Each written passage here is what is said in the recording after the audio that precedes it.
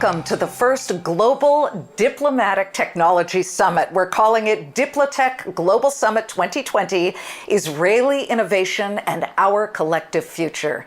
Hello, everybody. I am Liz Klayman of the Klayman Countdown on the Fox Business Network. I am thrilled to be here, so let me say shalom, salam, hola, bonjour, hey, in every single language. Thank you so much for being here.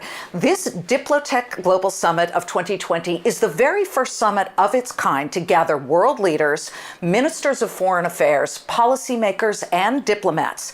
They are going to meet, discuss, and speak to industry experts, investors, and innovators to intimately explore the future of sustainable innovation. Now, available groundbreaking technology will be discussed, but specifically it comes from Israel, and it can hasten much needed solutions during COVID and the post-pandemic world. They are going to explore the importance of international collaboration. You all know how important that is. And they will share the future for our world in relation to, of course, foreign policy and technology. Our high-level speakers and panelists will share insights and explore individually and together, of course, that's the key, together, the challenges and trends that we are confronted with today as a global society. This is obviously very crucial.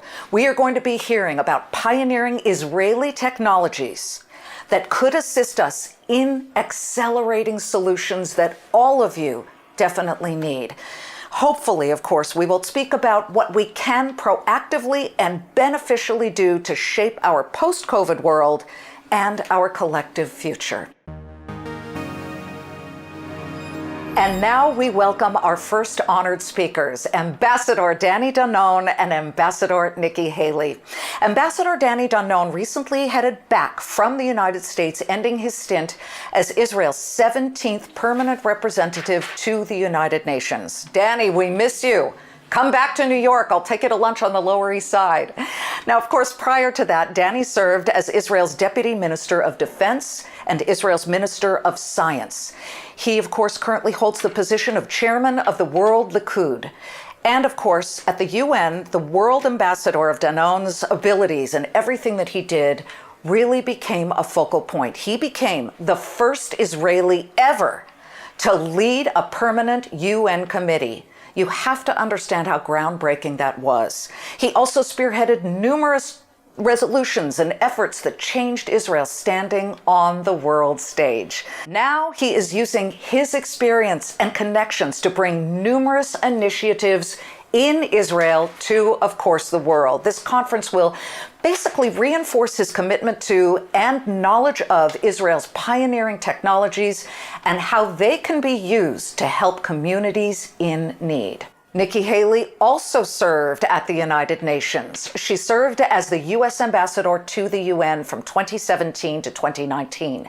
Now, prior to that, she served as a member of the National Security Council and President Trump's cabinet, where she broke ground as the very first Indian-American woman to hold a cabinet-level position.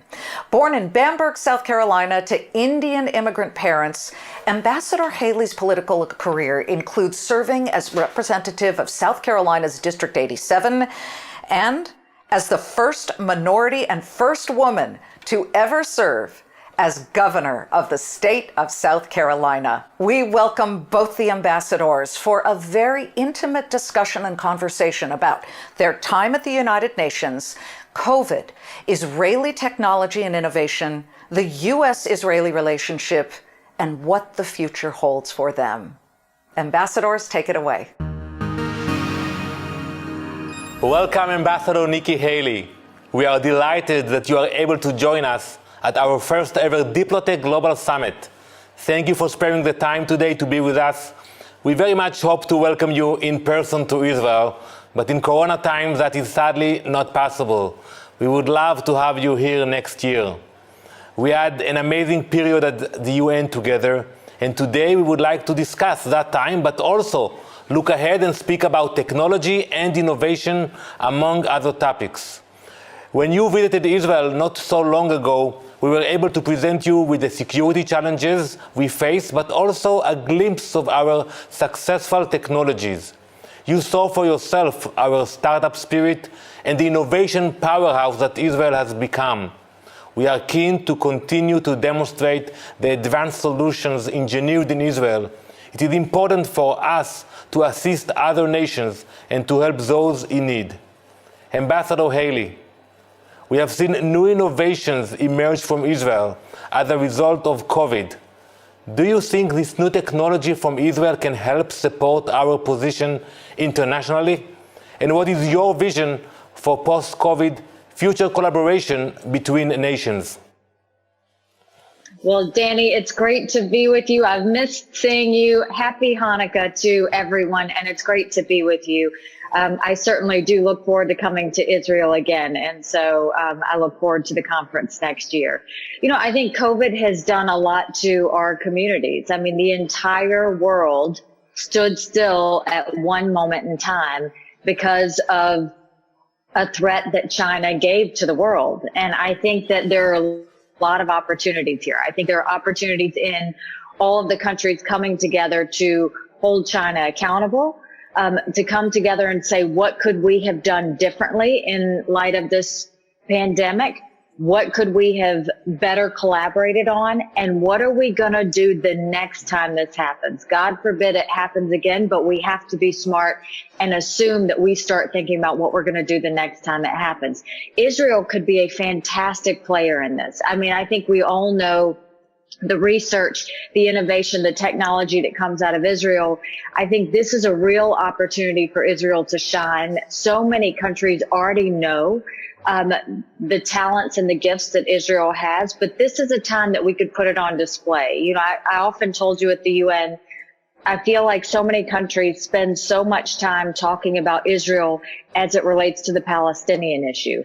What I want to see is people start talking about Israel as it relates to their talent and their research and their technology and their gifts to the world that so many people can have. Because I think that the world knows how smart Israel is. Now it's time to collaborate and really use that technology for good. Not for every country, but for those countries that want to partner with Israel and be a true friend and a true ally.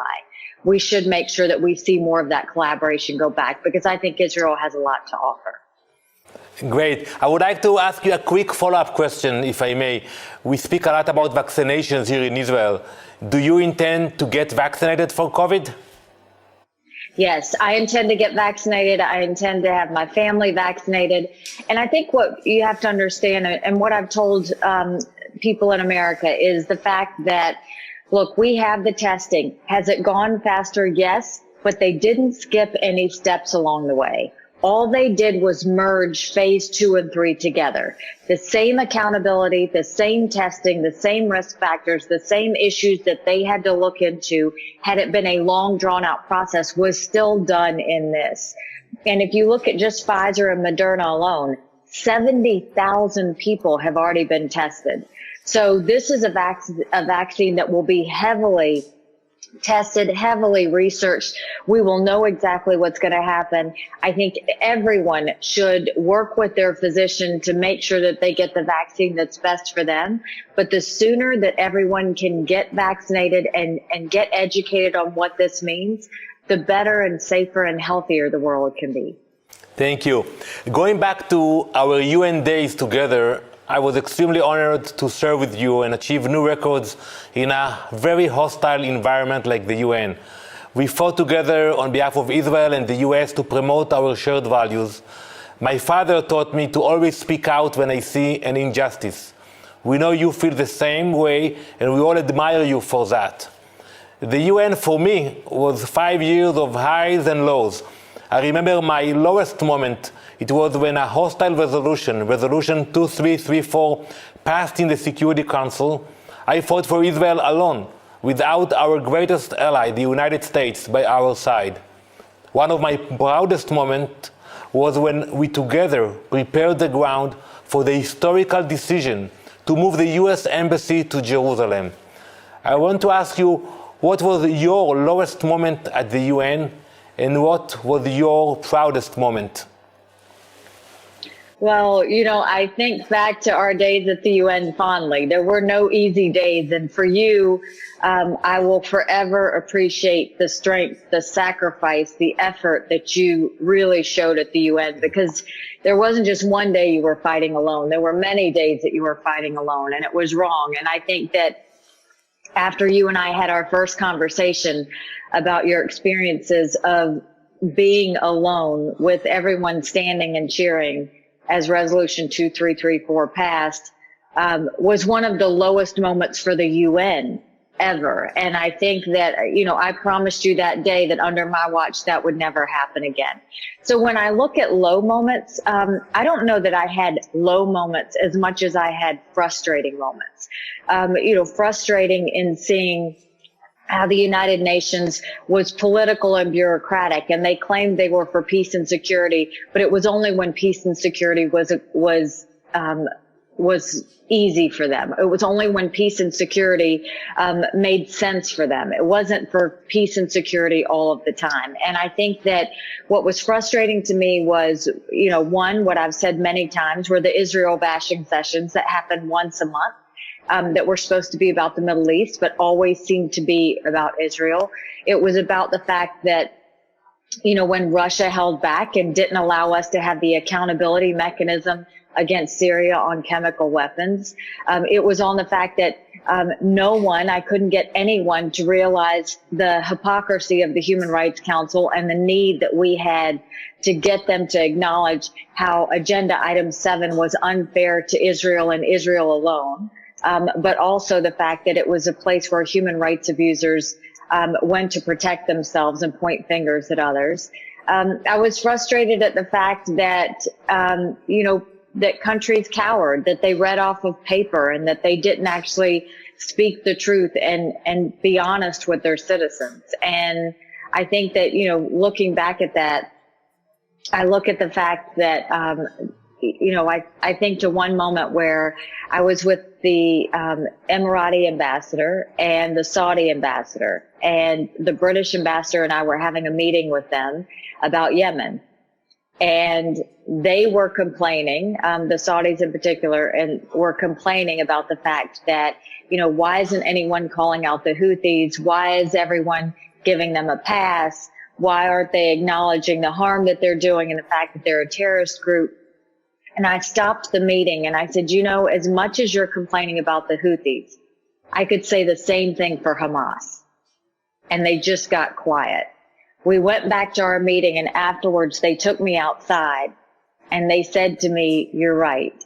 We know that we bash Israel more than we should, but we do it because that's what our constituents want. And I said at that moment in time, at some point, you have to have the courage to tell your constituents the truth. And then I look back, and Danny, to see the Abraham Accords get signed, and to see normalization of Israel with Bahrain and the Emiratis, and to see all the countries that are going to start to follow after that, is just a miraculous moment. So many frustrating moments, but I will tell you my proudest moment was definitely, my proudest and my hardest moment was definitely when I stood alone as the world condemned us for moving our embassy to Israel. But it was the proudest moment because I believed in what we were doing. We were fighting for truth, and we were fighting for the fact that we had every right to put our embassy anywhere that we wanted.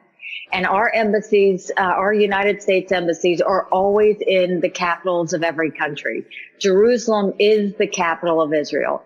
Our embassy belonged in Jerusalem, and it was just a proud moment. Even if it was standing alone, it was a proud moment to stand for what I knew was right. Thank you. And we just celebrated the third anniversary of the embassy in Jerusalem. Ambassador Haley, you gained a lot of respect when you were not afraid to deal with controversial issues. You left no stone unturned. I focused on fighting anti-Semitism, and your main focus was human rights. One of your key accomplishments was leading the US to withdraw from the infamous Human Rights Council. I follow your Twitter. A few weeks ago, you tweeted about the importance of declassifying the UNRWA refugee report. Maybe you can declassify it here with us today. Well, I think it's really important because when we were looking at UNRWA, and I saw how they played at the United Nations, so much of what they did was they poor mouth. They always had their hands out. They always claimed that if they didn't get money, that the students wouldn't go to school. And they gave all these scenarios of why all the countries in the world needed to support UNRWA. I actually went and visited UNRWA, as you know, when I went to Israel, visited some of their schools. And when I came back, we saw some things that we thought needed to be changed. And first of all, we thought that they needed to be accountable for the money that they received. We knew that they had hate speech in their textbooks. We knew that they weren't being honest about what was there. We also knew that they weren't necessarily telling us the number of refugees. And we thought there were a lot of reforms that needed to be had. They refused, didn't seem to think they needed any changes. And that's when I went to the president and said, in the name of truth, until we get honest answers, until we get reforms, we should stop funding UNRWA. There was an internal fight within the administration, but we were able to be successful. And sure enough, once we stopped the money, UNRWA started protesting us in the streets. And that's where we said, look, the United States has given more money to UNRWA than all of the countries in the Middle East combined. If they care so much about UNRWA, they should give the money. When we withdrew, we were trying to shine a light on the false sides of UNRWA and really cause the world to look and say, okay, you show us how they're going to be accountable. One last thing that we have to do that I have really just in the past month pushed the Trump administration to make sure before they leave is to declassify those refugee numbers. This is about truth. This is about the fact that the entire world assumes that there are millions of people that are considered refugees according to UNRWA, yet they'll never talk about the facts.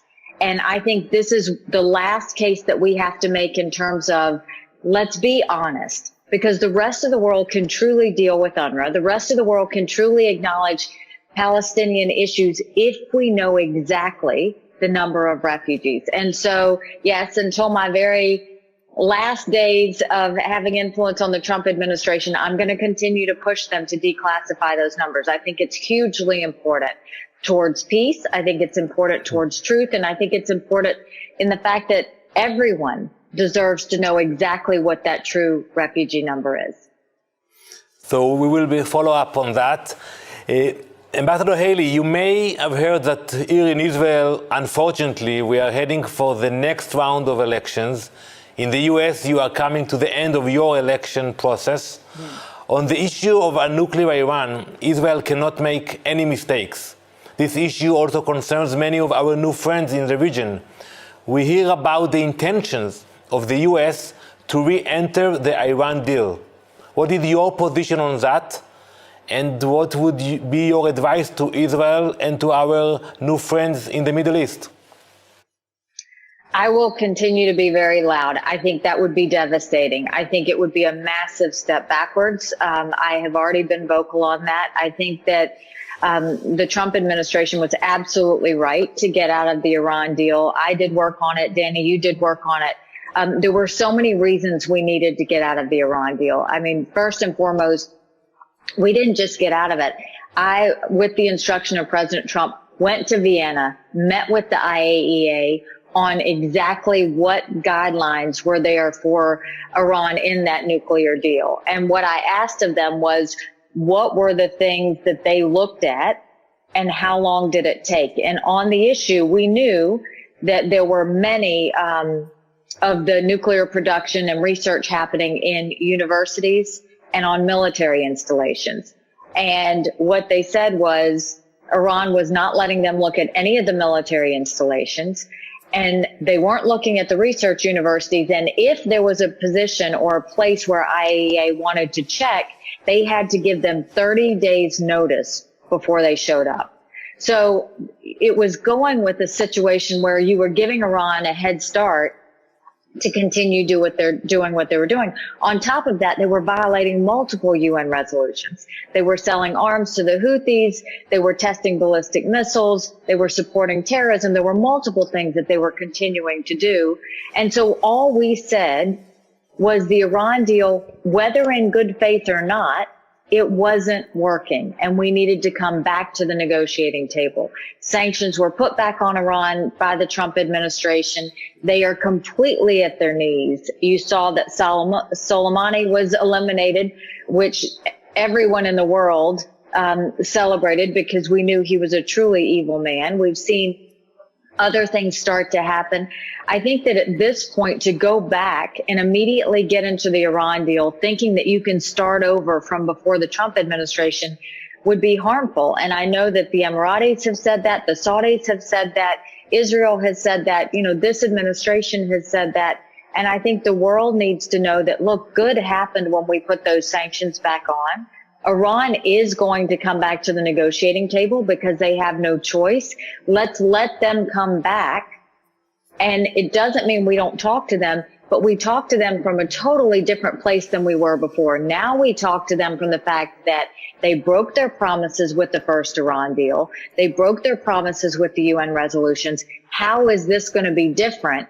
And we should not give them money. We should not give them concessions. We should make them prove exactly what they're going to do before we do anything else. Because the one thing I learned watching Iran at the United Nations, the one thing I've seen from Iran even now, they have no intention to bring peace to the Middle East. They don't want it. They've never wanted it. They're not going to want it today. They're not going to want it tomorrow. It's in their culture of who they are.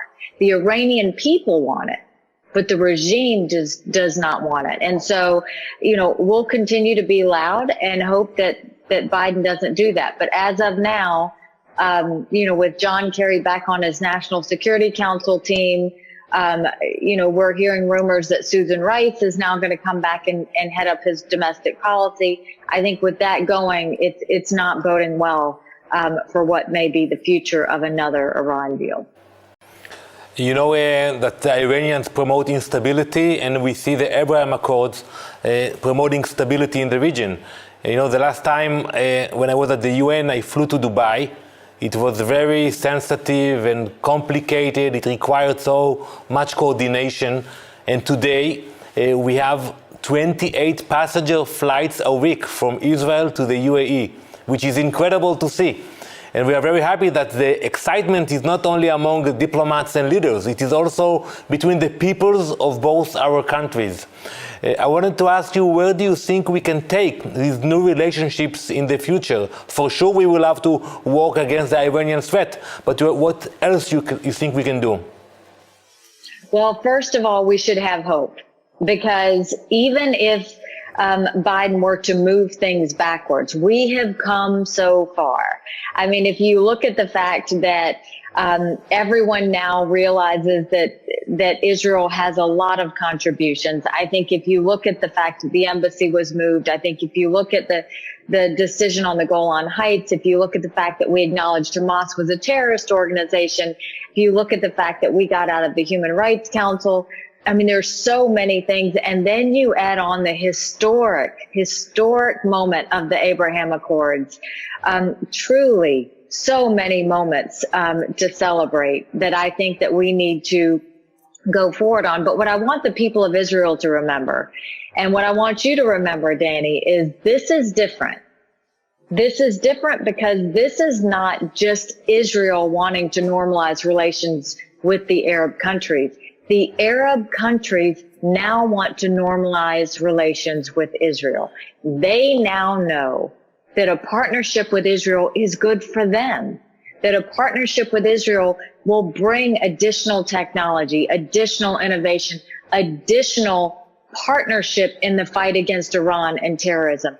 Additional friends are always something everyone needs. And the fact that so many of the Arab countries now see value in Israel, I think that's an amazing moment. I think it's fantastic. And I think that regardless of what Biden does, he can't take that away. He can't take that part away, because for the first time, what was so miraculous about what brought about the Abraham Accords. Every president, Republican and Democrat prior, always said that peace in the Middle East was through the Palestinians. John Kerry said it not too long ago. President Trump acknowledged that peace in the Middle East was never about the Palestinians. It was about Iran. And from the first Arab summit, when he met with them, and he said, we need to partner together against terrorism, it was President Trump's way of isolating Iran. And the signing of the Abraham Accords was a signing of friendship, a signing of trust, and a signing of future partnership. And I think that's going to go on regardless of who the American president is, because it is the legacy of President Trump. It is the legacy of the Trump administration.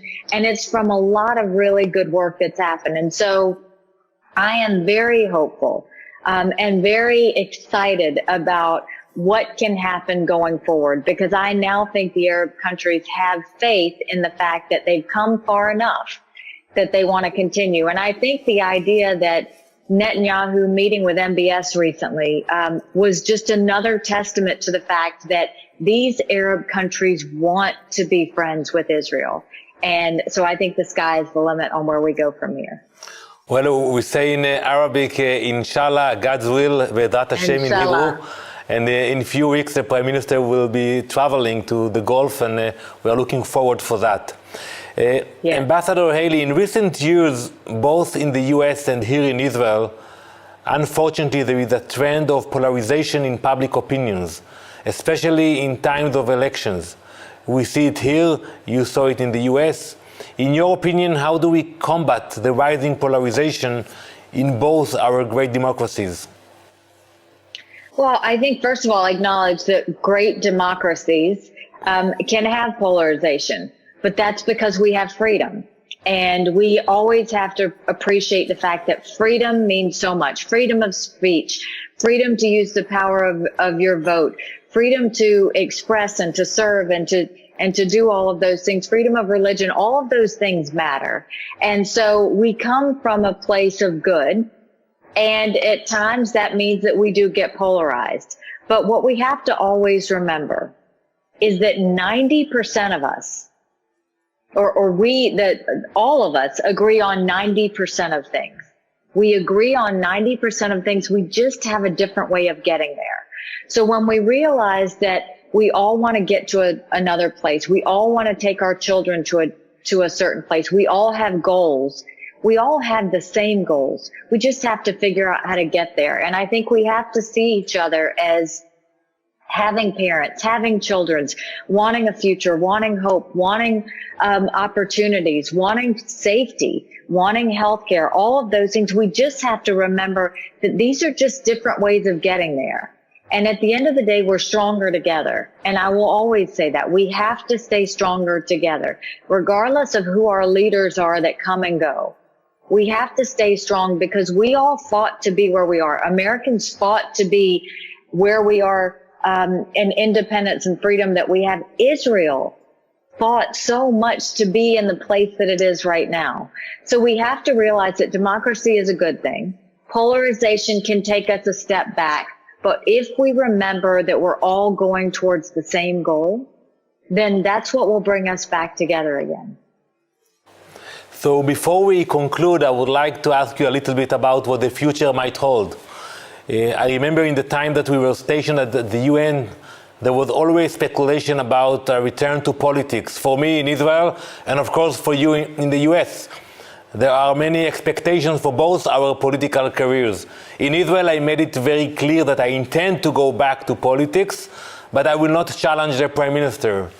Maybe you can share with us what the future holds for you, and when can we expect to hear more about it?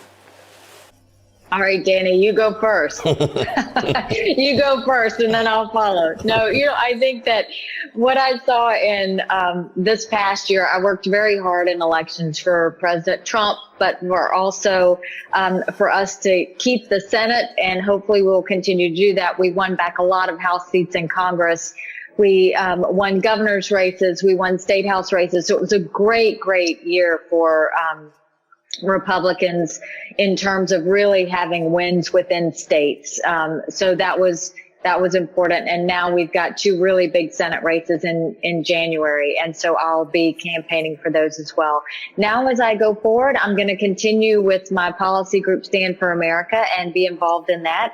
I will be continuing to focus on elections now in 2022. So I will be helping governors and senators and House members the same way to move our country forward. I will be loud and proud, continuing to talk about the things I care about, and continuing to help our friends that are doing so much to make our country better. And I certainly look forward to continuing to partner with you, Danny, in any way that I can. You know, the work we did at the United Nations was the 2 of us alone. But it went to show, you know, it goes to show that friendship and partnership and passion and will for a better day can happen with just 2 people alone. And so I look forward to continuing to work with you in any way that I can, continuing to support the people of Israel who have been just so kind to me, and continuing to have a voice going forward. Thank you. And you know that if you decide to run in Israel, it's a very easy run for you, for any position. Finally, I'll remember that. Last question. We all know that you inspire so many young people. What would be your parting words of advice for the next generation of leaders? People are watching us from all around the world today. My advice for the next generation is to remember we need you. We need you. You know, we have a saying that, you know, if you're not involved in the process, you can't complain. And I think that that's so important that, you know, you have to have a voice. You have to be a part of it. You have to be a part of service. But more than that, whatever you decide to do in leadership is remember the power of your voice. And then from that, push through the fear. Because whenever you take on a challenge and you feel that nervous feeling, your tendency is to step back. Instead, lean into it. Because when you push through the fear, you find out how strong you are. When you push through the fear, you realize you're capable of things you never thought you would be. If you push through the fear, you find out what it means to live. If you don't push through the fear, you never know what could have been. If I didn't push through the fear, I wouldn't have won a seat in the State House. If I hadn't pushed through the fear, I wouldn't have become governor. If I hadn't pushed through the fear, I wouldn't have taken on the United Nations. When you push through the fear, you help more people than yourself. You really help people around you. And so stay active, stay involved, know the power of your voice, and always push through the fear. Ambassador Nikki Haley, thank you very much for joining us. It has been a pleasure to speak with you. Wishing you and your family a very happy holiday, and we look forward to host you next year here in Israel. Thank you very much. Thank you so much, Danny. Happy Hanukkah, and next year in Jerusalem. Thank you. And now we come to our next panel. It will be moderated by Mayan Hoffman, news editor of the Jerusalem Post. Here we're going to focus specifically on Israeli technology and future sustainable solutions. Our panelists are going to highlight Israel's commitment to cooperation and, of course, collaboration, so crucial with developed and developing countries. We'll basically be talking about solutions for the future of our world and our societies. These encompass all essential technologies such as water, sanitation, food, of course, the crucial agriculture, and so much more. The panel will discuss the latest pioneering Israeli technology that's pushing boundaries and accelerating sustainable solutions. Participating in the panel right now, we welcome Ophir Ardon, CEO of Agritask, Zach Fenster, VP of Business Development, WaterGen, and Meggy Avikasis, VP Commercial Landscaping, Vertical Field. So it's very exciting to be here today to talk about Israeli technology and future sustainable solutions. We have with us Meggy, Zach, and Ophir.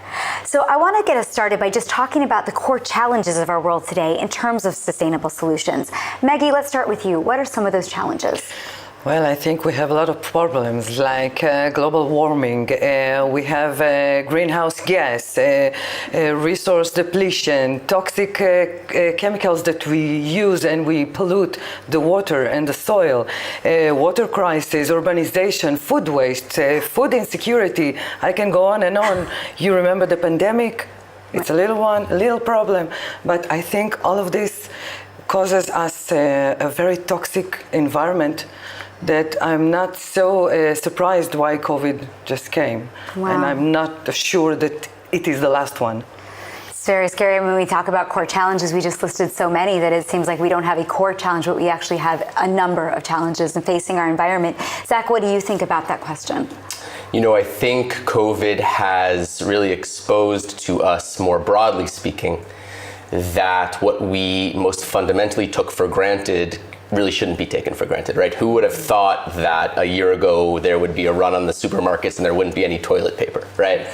So I think we as human beings have been forced to confront a situation where our most basic resources that we need in order to survive and thrive can't be taken for granted. So from my perspective at WaterGen, the most basic resource that human beings need in order to survive and thrive is water. And so the challenge that's most important for us to tackle as we enter this new post-COVID world is definitely the drinking water crisis. So, you know, it's interesting. I wanted to talk about some of the Israeli innovations that are accelerating solutions for sustainability. You mentioned your company, WaterGen. Tell us a little bit about that solution. Sure. So WaterGen is the global leader in creating drinking water from the air. It sounds like science fiction, but it is quite real. WaterGen is currently present and active in more than 80 countries around the world, on all continents except for Antarctica, where there aren't many people, so water is less of an issue. And the company is really motivated and led by the vision of the owner and president, Mr. Michael Mirilashvili, who has set out to using WaterGen's technology and solutions to completely solve the global drinking water crisis. Amazing. Now, Ophir, I want to go to you because your company is actually doing some extremely innovative things also in terms of agricultural solutions. Tell us about what your company is doing. Okay, Agritech is a provider of software, basically for precision agriculture and for agronomic management.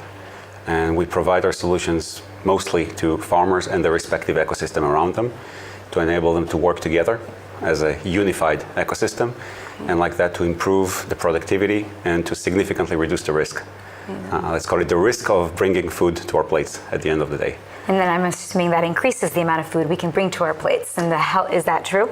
Well, of course, for starters, and not just for now, but also for the upcoming years. If you look 30 years down the road, you'll need close to twice of what you need today. And when you look at that, you say, okay, I have to keep this chain sustainable. And suddenly you see COVID coming in, and COVID is disrupting everything in terms of, can people work? Can people go to the fields? Can the ecosystem barge in and help? People need to stay at home suddenly, and it's like, you know, it's tampering with this very delicate ecosystem. And beyond that, you have most of the farmers in the world today live very close to poverty. And if something is getting screwed on the way, some of them can go below poverty, and this tampers with the sustainability of this entire food chain. Right, I'm sure that all the things that you talked about, climate change, et cetera, can also impact the ability to produce those crops. Let's go to you. I've seen some incredible pictures of the work that you do with vertical fields. Tell us what that is. Okay, vertical field works in two segments. First is the landscaping, vertical landscaping, and the other one is urban farming.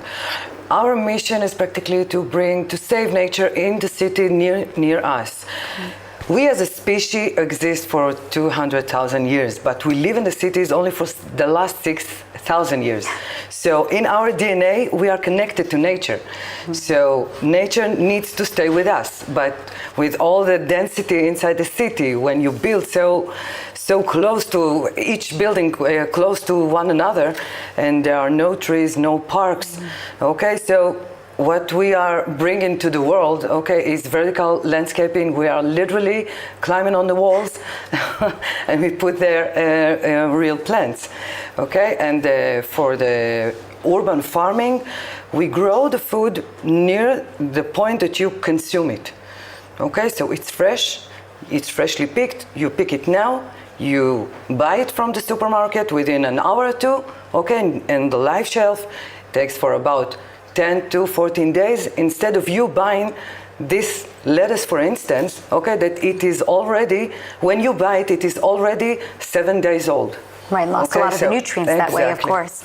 So Israel, as we can hear around this table, is really at the height of this, of creating innovation and some of these solutions for sustainability. Why do you think that is? Why is Israel a leader in the field of technological innovation, and specifically in this area? Ophir, let's start with you on that one. Why? I think it's, what else do we have to do? We don't have natural resources, don't we? Right. We constantly live in very unique challenges. Us being unique, it's like living in an island. Up until recently, nobody around us was willing to even talk to us. So basically, putting us like under pressure in an island that needs to somehow sustain itself, you see innovation eventually, like no other place in the world has. I think this is like the root cause of it. Some of it is probably related to the defense, the army, that also there you need to develop some type of innovation. It's in your nature. And I'm guessing, a lot of the people that start startups are usually fresh out of, army or just a little bit after that. Mm-hmm. So I'm guessing this has a lot to do with it as well. Amazing. Now, Zach, you came to Israel from New York, you said. So from a outside and now inside perspective, why is Israel so good at this? Well, I think in water specifically, obviously, necessity was a huge part of it. Israel was created at a time when it was a water-poor country, and many of the early sort of geopolitical conflicts that Israel was engaged in was around water.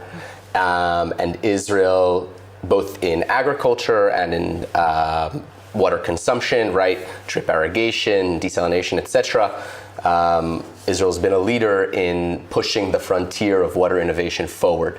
So we believe, and WaterGen, for example, was chosen by Israel's Ministry of Economy as one of the state of Israel's most innovative solutions created in the history of the state. So I think that WaterGen is sort of the current point at that spear of Israeli water innovation more broadly, and is really sort of standing on the shoulders of those previous water innovations that were created and moving forward. Plus, water in the Bible is obviously such a critical and important theme. So it's only natural, I think, that it's in our national consciousness and imagination. Amazing. So I know that some of you are already working internationally, working with various countries, and I'm interested to hear how you are working with different countries and what are some of the ways that you think you could better get the technologies you are working with out to the rest of the world. Maybe actually, Maggie, why don't you take that? We just started. You just started? We just started with the Emirates, with the United States. Uh-huh. Okay, we have 2 containers, urban farms in New York. Amazing. And we are in the first steps of going national, international. What do you think you would need to better go international? How could that happen? What we discovered is the regulation out overseas is better than here in Israel. So it will help us. Bring our urban farms into the cities there. In places like Africa or even the Emirates doesn't have any agriculture at all, so they cannot grow anything. It's a desert. So we can come to them. This is what we're doing right now, and bring our containers there, and they can grow food in the desert. That's actually an incredible thing. Making the flower, the desert bloom is something that we do here in Israel. Now, you mentioned you work in 80 countries. Tell me what some of those countries are and how is that going? More than 80 countries. And they're growing all the time, right? Because the drinking water crisis is something that unfortunately really unites the world, be it the most developed countries and developing countries. Mm-hmm. So to give you a few examples, right, we're working from the United States to Latin American countries like Guatemala, Argentina, Brazil, to the Middle East, of course, and we've just recently signed an agreement with with a major company in the UAE. Okay. To Africa, of course, and then into Asia, Australia, etc. Again, each country has its own drinking water challenge. Mm-hmm. But I think what's really critical and what we've found is that working with the strongest partners, right, who are addressing this drinking water challenge, be it in the public sector or in the private sector, is really critical. We are experts in creating drinking water from the air, but because it's so important that we attack the drinking water crisis quickly, we also need to make sure that we're working with people who best know how to bring this technology and bring this life-saving solution to their specific countries and communities, and those communities and countries are different from one another. So the approach is important to be local and led together with local partners in order to make sure that it can be deployed as quickly as possible. Amazing. Now, Ophir, you mentioned COVID-19, which we all know has impacted us in innumerable ways and in every aspect of our lives, including sustainable solutions or sustainability in general. What sustainable innovation trends do you envision in the post-COVID era? Okay, something that we've started a while before COVID is basically working remotely. This is something which is very important. Like Zach said, he's 80 countries. He said more than 80 countries. We're not there yet. We're going to be there probably very soon. We're in 35 countries, more or less. Today, the fact is that we use the ecosystem, like around the farmers. If it's food conglomerates that we're partnering with or chemical companies, it could be large insurance companies. All of them are always responsible for many small farmers out there. We usually lean on them to expand globally. The fact that you need to be extremely flexible in order to be able to work in different countries, this is something which is very important, especially in software. But I think that in terms of COVID, when you see that suddenly everybody needs to work remotely, I think this is a trend that is going to continue, because now that after 6, 7, almost a year that you see that suddenly you can, this is not something that is going to end. You see, even employees, even in my office, they now get less to the office. This is something that I think is going to continue. Offices will get smaller, but nonetheless, you will see that technologies will need to support it more and more and more. An example of that, of an insurance company that needed to stop going to the field and still know what are the risks that they're taking because of their policies with the farmers. And if you cannot send the people to the field, you need something else in order to do that. And basically we managed to provide them with remote sensing capabilities, being able to determine which areas are at more risk, which are not at risk, so they'll be able to fine-tune where their people are going when they have to go. And I think these trends are going to continue regardless of the COVID. The COVID is just something which is going to expedite that. I believe this is something that is here to stay. Wow. You mentioned smaller offices, which I guess would help with all the urbanization, but talk a little bit about that, and what do you see is going to change post-COVID? The COVID exposes the weaknesses of the badly planning of the city. The extensive density, the inefficient infrastructure and transport. This is only the tip of the iceberg. As I see it, we have to address 3 key aspects. First is the self-sustaining city. The second one is new live workplace, as you mentioned. Okay, today, if now people used to rent 5,000 square meters of offices, now they will need only a meeting room. Okay, this is what going on in our building where we sit. Okay, and rethink the all urban standard. Amazing. Now, this conference, as I'm sure you all know, is an international conference. We have people from all around the world listening in, and I thought maybe that each of you would have a message for those leaders and those policymakers. What would be your message in terms of their decision-making when it comes to sustainable technologies? Maggie, actually, let's start with you. Okay. We need to change the way we think. We should start thinking vertical instead versus horizontal, the same way we did with housing and also transportation. Okay, regulation is a must process that we have to start doing. Okay, when you insert regulation, you create an ecosystem that it is a win-win situation for the owner, for the tenant, and for the city.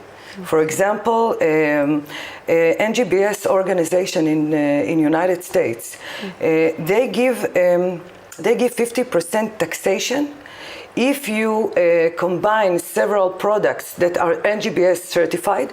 Okay, so tenants start looking for apartment in NGBS certified buildings. What is the definition of NGBS?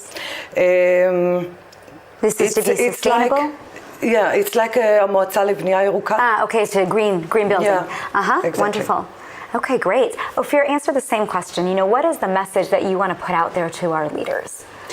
Well, I'll treat it in more of the focus of working with governments. Okay. We have the experience, and we were lucky to work with several governments already in handling or providing solutions that we help the governments to connect and to communicate with the small farm holders to get the visibility that they need and to support them. And when you get to these types of, work methods with governments, I would suggest that government needs to take a bit of a different approach when it comes to startups and to innovation, which at the end of the day supports the sustainability that they all care about, is to be much more flexible. Sometimes things can take much longer than they should take because people are trying to, specifically governments, try to put very, very long-term roadmaps. Mm-hmm. These roadmaps are worthless if after the first year you see that everything that you've done was wrong. So basically, I would suggest to change these types of work methods towards something which is more flexible, something which more, you start something and then you check, you stop, and then you continue. So it's not against long-term, it has to be long-term commitment, but the way that it works has to be in phases, much more flexible, like startup are used to working. The second thing is regulatory environment, just from a different perspective, I think that's what you just mentioned. That it's, there are a lot of regulatory constraints sometimes because governments are more used to working with very large organizations. When you want to work with smaller organizations, they sometimes don't have the capabilities or the capacity to put so much effort in trying to comply with regulatory requirements. And this in terms of data security and other things that most of the startups are actually capable of making it up to the standards. It's just that the process that is needed has to be shortened, must be shortened. And on a different notion, governments, I think, can support these startups in basically investing in them and helping them to comply with the future requirements as well. So it's like a kind of adjust the work methods, the way that governments are working with startups to the way that actually startups can succeed. And I see it as looking forward, we've learned a lot from this and we're already past the fact that we can actually work.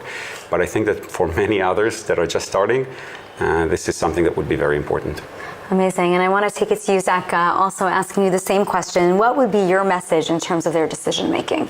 I think the message has to be, first of all, that the drinking water crisis is here. It's not a problem that's going to be sort of faced in 5 or 10 years. It's here today. Can I actually stop you for a minute and just tell us for 1 second, what does that mean it's here? What kind of water crisis? Give us some numbers, give me a little bit of data. Great question. So as I mentioned at the beginning, right, the drinking water crisis exists both in the developing world, of course, where drinking water sources are running out and there's no infrastructure. But also I think people are more and more familiar with stories that are coming out of places like Flint, Michigan and Baltimore that are happening in Beijing, that are happening in some of the world's most developed cities. And that's because the infrastructure that was built in order to bring water to the people is old and disintegrating, and it's actually poisoning water that may have started out safe but no longer is once it reaches the end user.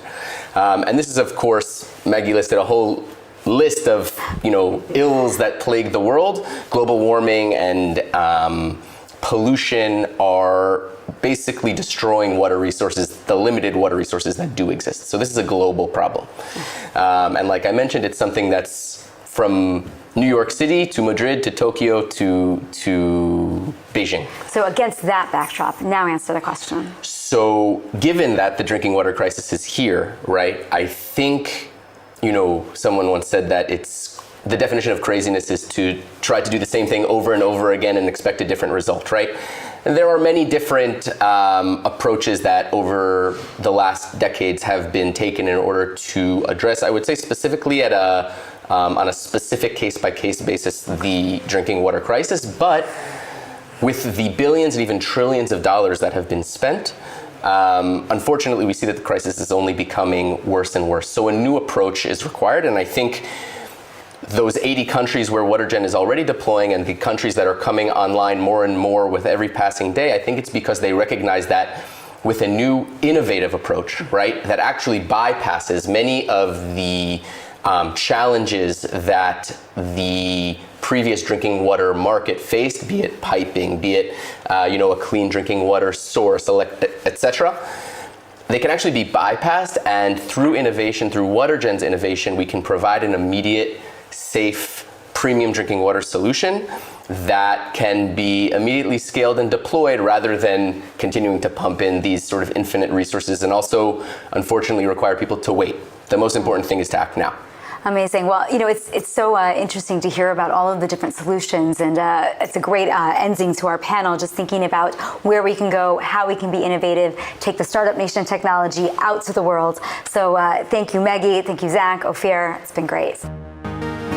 I think you will agree, we have heard such incredible and potentially life and world-changing technology and discussion about what Israel can do for the rest of the world.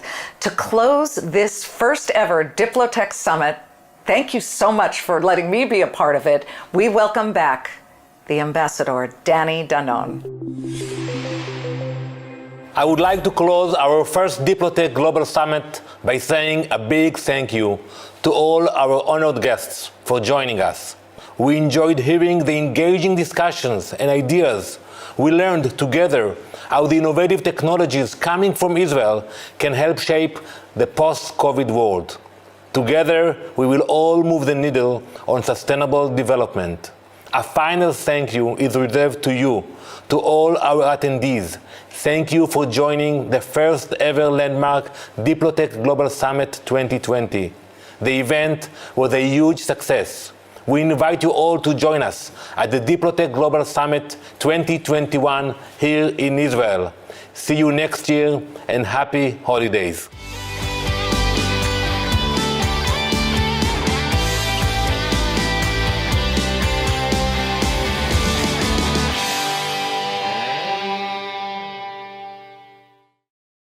We would be pleased to send a complimentary DVD of this program to anyone who wishes to support JBS with a tax-deductible gift of $36, double high or more.